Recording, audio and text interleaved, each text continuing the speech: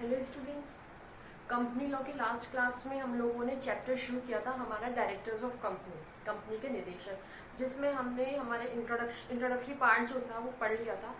Directors कौन होंगे और कौन कौन सी कंपनीज में, लाइक प्राइवेट कंपनी में, पब्लिक कंपनी में, ओपीसी में मिनिमम और मैक्सिमम कितने निदेशकों की आवश्यकता होगी, एक डायरेक्टर कितनी कंपनियों में निदेशक रह सकता है। ये कुछ इंपॉर्टेंट टॉपिक्स जो होते हैं उनकी क्वालिफिकेशंस के बारे में, डिसक्वालिफिकेशंस के बारे में हमने हमारे लास्ट लेक्चर में बात करी। अब आज की क्लास में हम और डायरेक्टर्स के चैप्टर से जुड़ा इंपॉर्टेंट टॉपिक डिस्कस करने जा रहे हैं, जो है टाइप्स ऑफ डायरेक्टर्स, निदेशकों के प्रकार। निदेशक कितने कितने प्रकार के होते हैं। आज के डायरेक्टर्स के पार्ट फर्स्ट में हम लोग कुछ निदेशकों की बात करेंगे और पार्ट सेकंड में बाकी हमारे जो भी रेस्ट जो बच गए हैं डायरेक्टर्स उनके बारे में बात करेंगे। तो इस तरह से ये टॉपिक हमारा 2 क्लासेस में कवर होगा। क्लियर? तो आइए शुरू करते हैं। सबसे पहले हम डायरेक्टर्स की बात करते हैं। फर्स्ट डायरेक्टर्स, जिन्हें प्रथम निदेशक कहा जाता है। कंपनी के प्रथम निदेशक फर्स्ट डायरेक्टर्स कौन होते हैं? देखिए, कंपनी के जो फर्स्ट डायरेक्टर्स होते हैं वो होते हैं, उनके बारे में कंपनी के आर्टिकल्स में प्रोविजन होता है कि कंपनी के प्रथम निदेशक ये होंगे। ठीक है, सबसे पहले आर्टिकल देखा जाता है। अगर कंपनी के आर्टिकल में कोई प्रोविजन नहीं होता है तो जो कंपनी के सब्सक्राइबर्स होते हैं वही कंपनी के प्रथम निदेशक मान लिए जाते हैं। कंपनी के आर्टिकल्स में अगर प्रोविजन होगा तो उनका अपॉइंटमेंट कौन करेगा? सब्सक्राइबर। सब्सक्राइबर कौन होते हैं? ये मैंने आपको बताया था, जो कंपनी के मेमोरेंडम में पे सिग्नेचर होंगे, जिनके पब्लिक कंपनी की कंडीशन में कौन होगा? जिसने स्टार्टिंग में मनी लगाई, पैसा लगाया है कंपनी में। पब्लिक कंपनी की कंडीशन में minimum 7 subscribers and private company की कंडीशन में मिनिमम 2 सब्सक्राइबर्स होना जरूरी है। तो फर्स्ट डायरेक्टर्स के बारे में अगर आर्टिकल में प्रोविजन है तो उनको कौन अपॉइंट कर रहा है? सब्सक्राइबर अपॉइंट कर रहे हैं। एक बात।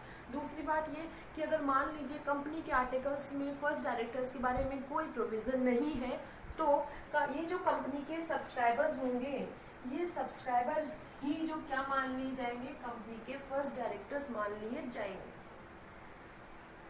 नेक्स्ट कि क्वेश्चन ये है कि भाई ये जो सब्सक्राइबर्स हैं जिन्हें हमने फर्स्ट डायरेक्टर मान लिया, ये कब तक कंपनी के अपना ऑफिस धारण करेंगे, कब तक अपने ऑफिस पर रहेंगे? तो ध्यान रखिए, ये सब्सक्राइबर्स जिन्हें हमने फर्स्ट डायरेक्टर्स डीम कर लिया है, ये रहेंगे अपनी जो भी फर्स्ट एनुअल जनरल मीटिंग आएगी कंपनी की तब तक। जैसा मैंने यहाँ पे लिख दिया, and the office till then first AGM, जो पहली कंपनी की एजीएम आएगी तब तक ये अपना ऑफिस धारण करके रखेंगे, अपना ऑफिस हेल्ड करके रखेंगे। फिर उसके बाद जैसे ही फर्स्ट एजीएम होगी, उस एनुअल जनरल मीटिंग में कंपनी के दूसरे डायरेक्टर्स इलेक्ट कर लिए जाते हैं। इस तरह से ये प्रोसेस चलता है। तो कंपनी के ये हो गए फर्स्ट डायरेक्टर्स।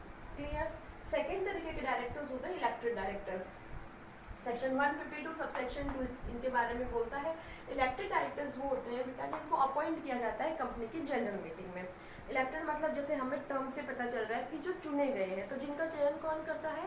कंपनी की जनरल मीटिंग में जिनका चयन किया जाता है। अब जनरल मीटिंग में होगा कौन, ये आप लोगों को पता है। शेयर होल्डर्स और कंपनी के मेंबर्स, कंपनी के जो शेयर होल्डर्स है उनसे मिलकर कंपनी की जनरल मीटिंग बनेगी, क्योंकि उन्होंने पैसा लगाया है कंपनी पर तो उनकी सहमति से होगा। तो कौन अपॉइंट कर रहा है? यहाँ पर कंपनी के शेयर होल्डर्स जनरल मीटिंग में डायरेक्टर्स को अपॉइंट कर सकते हैं। अब वो किस तरीके के डायरेक्टर्स को अपॉइंट करते हैं उसके बारे में हम आगे देखिए, जैसे पढ़ते जाते हैं ना उसके बाद वैसे वैसे हमारा कंसेप्ट क्लियर होगा। ये आगे सब इन्हीं में से निकल कर आता है। इलेक्टेड डायरेक्टर्स ही होते हैं। देखिए कैसे। फर्स्ट जैसे नेक्स्ट है एग्जीक्यूटिव डायरेक्टर। एग्जीक्यूटिव डायरेक्टर या जैसे हम फॉर्मली कहते हैं ना कार्यकारी निदेशक किसी कंपनी का। एग्जीक्यूटिव डायरेक्टर को होल टाइम डायरेक्टर भी कहा जा सकता है, प्रोडक्शन डायरेक्टर भी कहा जा सकता है, फाइनेंस डायरेक्टर भी कहा जा सकता है और मैनेजिंग डायरेक्टर भी कहा जा सकता है। ये सभी यही होता है।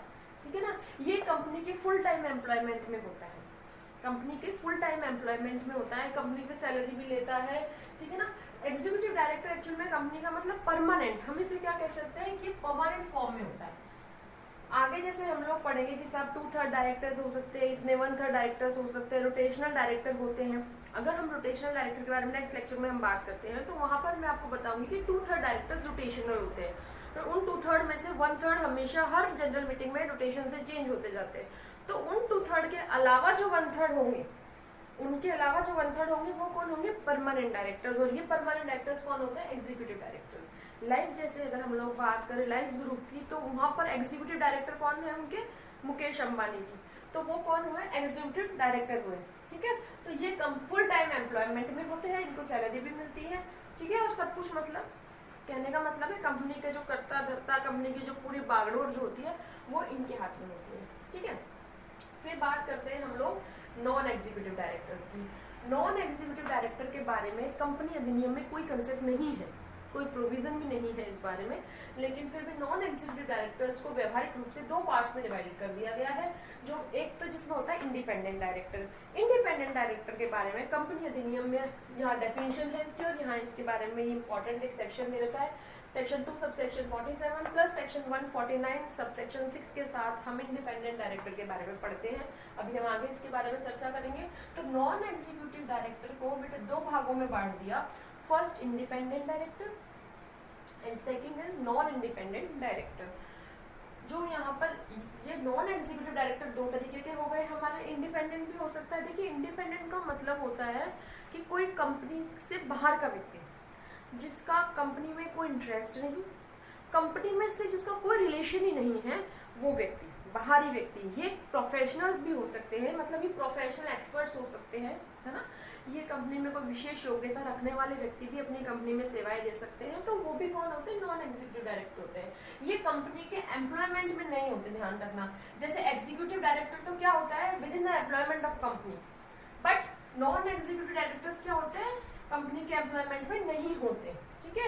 ये प्रोफेशनल्स हो सकते हैं, ये बाहरी व्यक्ति हम इन्हें कह सकते हैं, ये बिल्कुल इंडिपेंडेंट होते हैं, जिनका कंपनी के साथ में कोई रिलेशन नहीं होता, ठीक है। तो यहाँ पर नॉन एग्जीक्यूटिव डायरेक्टर दो तरीके के हो गए, इंडिपेंडेंट एंड नॉन इंडिपेंडेंट। तो इंडिपेंडेंट तो जैसे वर्ल्ड तो मैंने आपको बताया कि इंडिपेंडेंट जो बाहर का व्यक्ति है, कंपनी का जिसका कंपनी के साथ कोई रिलेशन नहीं है। लेकिन अगर हम नॉन इंडिपेंडेंट डायरेक्टर की बात करें तो कोई ऐसे व्यक्ति भी हो सकते हैं जो नॉन इंडिपेंडेंट हो, हालांकि इसके बारे में कोई प्रोविजन है नहीं कंपनीज एक्ट में, मगर फिर भी व्यवहार में है, चलन में है। नॉन इंडिपेंडेंट डायरेक्टर जिसका सबसे बेस्ट एग्जांपल अगर हम नीता अंबानी की बात करें, तो जैसे मुकेश अंबानी जी का क्या है, अपने रिलायंस ग्रुप में के चेयरमैन है और वहां पर ये एग्जीक्यूटिव डायरेक्टर है। उस तरह नीता अंबानी क्या है, वहां की नॉन एग्जीक्यूटिव डायरेक्टर है और नॉन इंडिपेंडेंट डायरेक्टर है।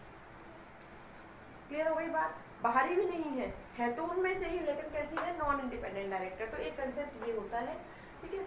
अब देखिए साथ के साथ इसी इंडिपेंडेंट डायरेक्टर को हम आगे पढ़ लेते हैं। इंडिपेंडेंट डायरेक्टर जैसा मैंने लिखा, ये किस कैटेगरी के होते हैं, नॉन एग्जीक्यूटिव डायरेक्टर कैटेगरी के होते हैं। Not any relation with company, company के साथ इनका कोई रिलेशन नहीं होता। एक बार में जब इनका अपॉइंटमेंट होता है तो वो कितने टाइम के लिए होता है, 5 साल के लिए, ठीक है। कंपनी के बाहर के व्यक्ति होते हैं, इनका जो मेन फंक्शन होता है ना, वो ये देखने का होता है, या हम कहें कि इनकी जो अपॉइंटमेंट का पर्पस होता है वो होता है कि कंपनी गवर्नमेंट के नॉर्म्स के अकॉर्डिंग काम कर रही है या नहीं। उनको कंपनी को लीगली तरीके से काम करवाने के लिए मतलब गाइड करते हैं। ये कंपनी की जो इमेज है वो मार्केट में अच्छी हो, उसके लिए ये काम करते हैं। कंपनी को मतलब जो भी अपना एक्सपर्टाइजेशन होता है कंपनी में, जो भी उनका जो विशेषज्ञता जिस पर होती है, वो कंपनी को उनसे बहुत लाभ मिलता है। इसलिए इंडिपेंडेंट डायरेक्टर्स का अपॉइंटमेंट किया जाता है, ठीक है ना, कि किसी पर्टिकुलर किसी फील्ड में जो एक्सपर्ट है उनको कंपनी ने अपने यहाँ अपॉइंट कर रखा है, तो वो इंडिपेंडेंट डायरेक्टर होंगे और कंपनी उनकी सेवाओं से लाभान्वित होती है, ठीक है। तो इस तरह से इंडिपेंडेंट का जो डायरेक्टर होता है वो कंपनी को रास्ता दिखाता है कि लीगली कंपनी गवर्नमेंट के रूल्स और नॉर्म्स को फॉलो करते हुए लॉफुली कैसे ज़्यादा से ज़्यादा प्रॉफिट कमा सकती है, कैसे किसी फील्ड में अपनी गुडविल एस्टैब्लिश कर सकती है, ठीक है ना, अपने बिजनेस को कैसे अच्छे से अच्छे रन कर सकती है। तो इस तरह से जो कंपनी की मार्केट वैल्यू कैसे इंक्रीज होगी, सारे के सारे जो ये जो सब चीज़ें हैं, टोटली जो कंपनी कैसे रेज होगी, उस कंपनी को इंडिपेंडेंट डायरेक्टर अपने से इंडिपेंडेंट डायरेक्टर से सलाह लेती है कंपनी और फिर अपना काम करती है। तो इस तरह से इंडिपेंडेंट डायरेक्टर्स का रोल जो है कंपनी के बिजनेस को आगे ले जाने में बहुत इंपॉर्टेंट होता है, ठीक है। इनका जो ये तो हुआ इनका पर्पस कि इनको क्यों अपॉइंट किया जाता है। अब इनके टेन्योर की बात करें तो वन टाइमली 5 ईयर्स के लिए, एक समय में 5 साल के लिए अपॉइंट किए जाते हैं। हाँ, इनका रीअपॉइंटमेंट भी हो सकता है, ठीक है। और रीअपॉइंटमेंट अगर इनका होता है तो उसके लिए स्पेशल रिजोल्यूशन होता है। स्पेशल रिजोल्यूशन आप 75% वोटिंग से अगर आप रिजोल्यूशन पास करते हो, दैट इज स्पेशल रिजोल्यूशन। उस स्पेशल रिजोल्यूशन की आपको जरूरत होगी, प्लस उसके साथ में आप जो बोर्ड की रिपोर्ट होगी, बोर्ड की जो रिपोर्ट होगी उसमें भी आपको बताना होगा, जो आप जनरल मीटिंग में पेश करेंगे तो बोर्ड रिपोर्ट में भी आपको बताना होगा कि आपने जो है इस व्यक्ति का रीअपॉइंटमेंट किया है। ये फला मिस्टर एक्स इंडिपेंडेंट डायरेक्टर था और वापस से हमने इनका reappointment as a independent director कर दिया है। तो ये बात आपको आपकी बोर्ड रिपोर्ट में बतानी होगी, जो रजिस्ट्रार के पास भी जाएगी। दूसरा, आपको स्पेशल रिजोल्यूशन भी पास करना होगा। ठीक है, तो ये हो गए आपके टेन्योर के बारे में प्रोविजंस। फिर बात करते हैं कि following companies need to appoint at least 2 independent directors, कि इन 3 तरीके की कंपनियों में कम से कम एटलीस्ट 2 इंडिपेंडेंट डायरेक्टर तो होने ही चाहिए। ठीक है, public company with paid up capital, ऐसी पब्लिक कंपनी जिसकी पेड अप शेयर कैपिटल कितनी हो, ₹10 करोड़ और मोर, 10 करोड़ या उससे ज्यादा की जिसकी पेड अप कैपिटल हो, उस पब्लिक कंपनी में कम से कम 2 इंडिपेंडेंट डायरेक्टर होने चाहिए। फिर पब्लिक कंपनी में टर्नओवर, पब्लिक कंपनी या फिर पब्लिक कंपनी जिसका टर्नओवर 100 करोड़ से उससे ज्यादा हो, वहां पर 2 इंडिपेंडेंट डायरेक्टर होने चाहिए। ऐसी public company with total outstanding loans, deposits and debentures, जिसके टोटल आउटस्टैंडिंग लोन्स, डिपॉजिट्स और डिबेंचर्स को मिला के 50 करोड़ रुपीज या उससे ज्यादा का हो, तो वहां पर भी कम से कम एटलीस्ट 2 इंडिपेंडेंट डायरेक्टर्स होने चाहिए। तो ये पूरा कंप्लीट कंसेप्ट था आपका इंडिपेंडेंट डायरेक्टर्स के लिए। Next, shadow directors. देखो, शैडो डायरेक्टर का के बारे में एक्ट में तो कहीं कोई प्रोविजन नहीं है, लेकिन व्यवहारिक रूप से ये प्रचलन में है। शैडो डायरेक्टर, ठीक है ना, इसका कोई कंसेप्ट नहीं है। हालांकि इसके बारे में 2 प्रोविजन अभी मैं आपको बताती हूँ। शैडो डायरेक्टर हम जनरली किसे कहेंगे भाई, इनका काम ये होता है कि कंपनी के बोर्ड ऑफ डायरेक्टर्स को कंसल्ट करना।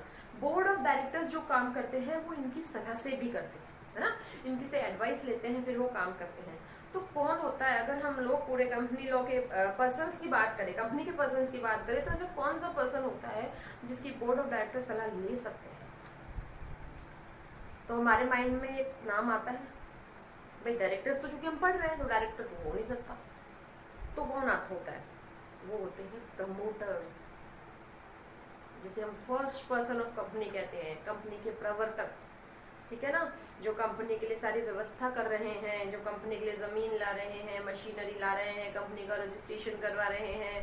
ठीक है, तो वो कौन हुए? कंपनी के प्रवर्तक। तो उन प्रमोटर्स को जनरली क्या कहा जाता है? Shadow directors. तो हम प्रमोटर्स को शैडो डायरेक्टर्स कंसीडर कर सकते हैं। कंपनी के जो प्रवर्तक होते हैं उनको शैडो डायरेक्टर्स मान सकते हैं। और ये कंपनी के जो शैडो डायरेक्टर्स होते हैं, मतलब प्रमोटर्स, वो क्या करते हैं? कंपनी के बोर्ड ऑफ डायरेक्टर्स को सलाह देते हैं और बोर्ड ऑफ डायरेक्टर्स उनकी सलाह लेते भी हैं और उसके अकॉर्डिंग काम करते हैं। अब देखिए, इन शैडो डायरेक्टर्स को या इन प्रमोटर्स को भी सेक्शन 2 सबसेक्शन 59 में जो ऑफिसर को डिफाइन करता है उसमें इनको भी शामिल किया गया है। फिर सेक्शन 2 सबसेक्शन 60 जो बात करता है officer who is in default, जो लायबिलिटी इम्पोज कर रहा है ऐसे ऑफिसर, कंपनी के ऐसे ऑफिसर पर जिसने कोई ना कोई अनलॉफुल इलीगली कोई काम कर दिया, ठीक है ना, गलत काम कर दिया, तो वहां पर ये दोनों सेक्शन अप्लाई होंगे शैडो डायरेक्टर्स के ऊपर। वो इसलिए क्योंकि जब promoter as a shadow director board को कोई सलाह दे रहा है या बोर्ड उसकी सलाह पर काम कर रहा है और कुछ गलत हो जाता है, तो वहां पर प्रमोटर को भी as a shadow director liable ठहराया जाता है।